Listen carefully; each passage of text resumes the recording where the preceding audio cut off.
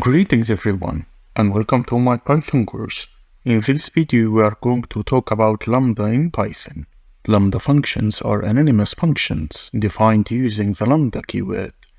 They are commonly used for simple operations, or as arguments to other functions.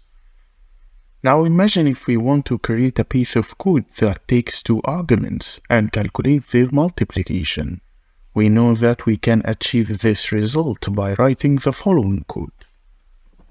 Def multiply xy return x and y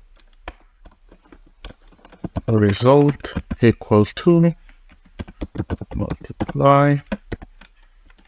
We put our arguments 5 and 3 and result. But this code is not the best we can write. While this code gets the job done, let's explore why it might not be the best choice. The function name multiply seems a bit much for such a simple task. A more straightforward name like calculate product could be clearer. Additionally, for a basic operation like multiplication, defining a separate function might be seen as overkill. Using a lambda function could maintain readability without extra baggage. If this operation is one-off within a specific context, creating a dedicated function might be unnecessary. For these mentioned reasons, it's better to go for lambda function. For the same calculations to go for lambda, we need just to write the name of a function. For example, write multiply equal to lambda, and then we put our arguments, which are x and y, and then x times y. Then result equal to multiply, and we put 5 and 3, print result. We got the same result, which is 15. We can also write only multiply, and then 5 and 3. Got 15. So as you can see, lambda functions are more concise and can be written in a few lines. If the operation is straightforward and it doesn't require multiple lines of code, a lambda function can be more readable at a glance. In addition, for simple operations, lambda functions can be more readable and might reduce visual noise. However, if the logic inside the function becomes more complex, a regular function with a proper name and indentation can enhance readability. In some specific cases, a regular function doesn't offer significant advantages in terms of readability compared to the lambda expression. For simple operations, having a named function might be perceived as adding unnecessary complexity. Let's go for another example to make it clearer. Lambda functions can be used in various scenarios, such as sorting, filtering, and mapping data.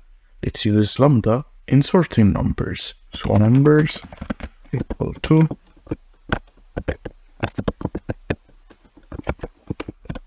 sorted until underscore nums to sorted numbers, and then we have to put the key. In this case, we're gonna be lambda. So key equal to the x to x. Print sorted nums.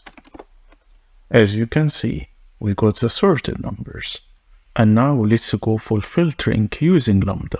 Think of filter function as a smart helper that helps us sort through a group of things and keep only what we need. Imagine we have a bunch of items, like a collection of toys. Some of these toys are cool and interesting, while others are just okay or maybe even a bit boring. Also imagine you have a magic helper called filter. You tell this helper, go through all of these toys and pick out only the cool and interesting ones. Our magic helper listens and starts checking each toy. If it finds a toy that fits our criteria, which is cool and interesting, it keeps that toy. But if it finds that toy that's not what we are looking for, it simply puts it aside. In the end, our magic helper hands us a new collection of toys, but this time it makes up only of the cool and interesting ones we asked for. In coding, filter function works similarly. Then the filter functions go through the list, check each thing against the rule, and keeps only the things that meet the rule. So let's make an example to make it easier to understand. So based on our numbers, we want to extract only the even numbers. So even underscore nums to list filter lambda x, which is our number, to x modulus 2 equal 0. And this is the case to extract only the even numbers. As we know, the even numbers modulus 2 gives 0, because there is no remaining. And then we put our list or our numbers, in our case it's called numbers, and then we close for the lambda and close for filter. And now let's print our even nums. We extracted only the even numbers, which are 2, 6, and 8. Now let's explain the map function. The map function is like a wizard that takes a bunch of things, performs some magic on each of them, and gives us back the results. It's commonly used when we want to apply certain operations to every item in a collection. Imagine we have a group of numbers, and we want to magically transform each number into its squared value. This is where the map function comes in. So we say, for example, a variable called square underscore nums equal 2, and then we put list, and then map, and instead of filter, and then lambda, we put our number x, 2, and then x to the power of 2. And then we put the list of numbers, in our case is called numbers. And then we close for lambda, and we close for map. Now print our variable, which is squared nums. Here we highlight. We got 25, 4, 64, 1, and 36. Because in our case the numbers are 5, so 5 to the power of 2 equal 25 here. And then 2 to the power of 2 equal 4, and then 8 to the power of 2 equals 64, and then 1 to the power of 2 equal 1, and then 6 to the power of 2 equals 36. So this is the idea of using map. So the map function takes two arguments, our operation, the lambda function, and the collection to work on, which is our list of numbers.